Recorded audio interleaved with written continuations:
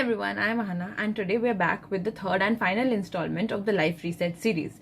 Today we're talking about investment, and not in financial terms but in your career, in your learning and self-development, and in your personal journey.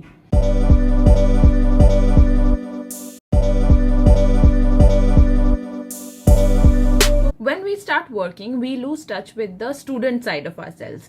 There's very little that we kind of want to keep in touch with. There's very little that we find time to study about. So that habit of trying to learn kind of goes away with time, and that is something that I didn't want to happen to me, because I genuinely really enjoy learning about new things. So I try to spend some amount of my day, almost every day, trying to learn something, find a course, just read up something, watch a video about something that I'm interested in, and just trying to stay in touch with the field of my choice.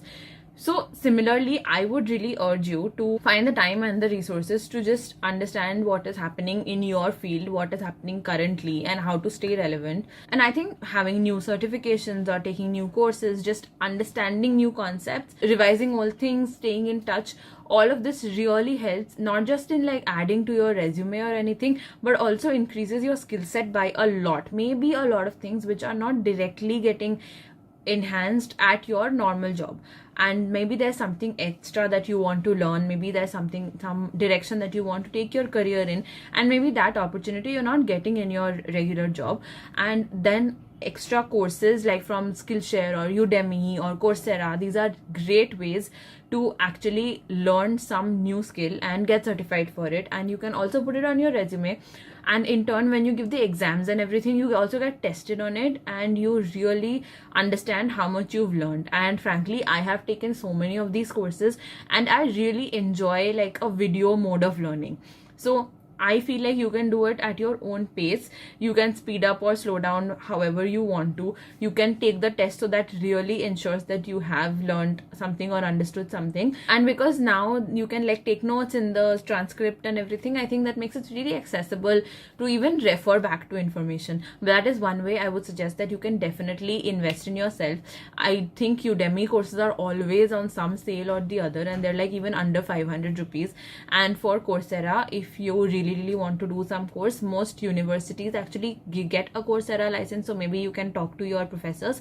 And if not, you can also apply for financial aid, or maybe give an EMI sort of a payment to Coursera. And also maybe you can get like the Coursera Plus subscription, which I think is 30,000 for a whole year. But if you're somebody who takes a lot of courses, you might end up saving money that way, and you also get verified certificates. So those are really useful, and these are just in general courses which have been taught by very good professors from really well-known universities, and they will only increase your knowledge and help you grow in whatever field that you choose.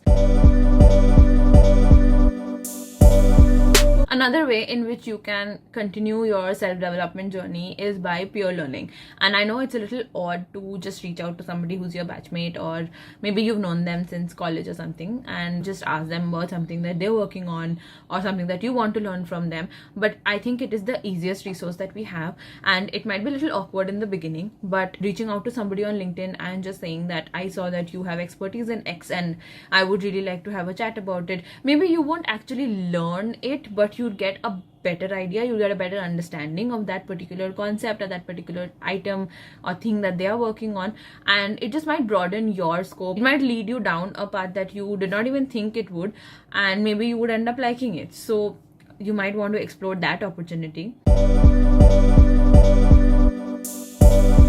The next most obvious way of investing in yourself is, of course, reading.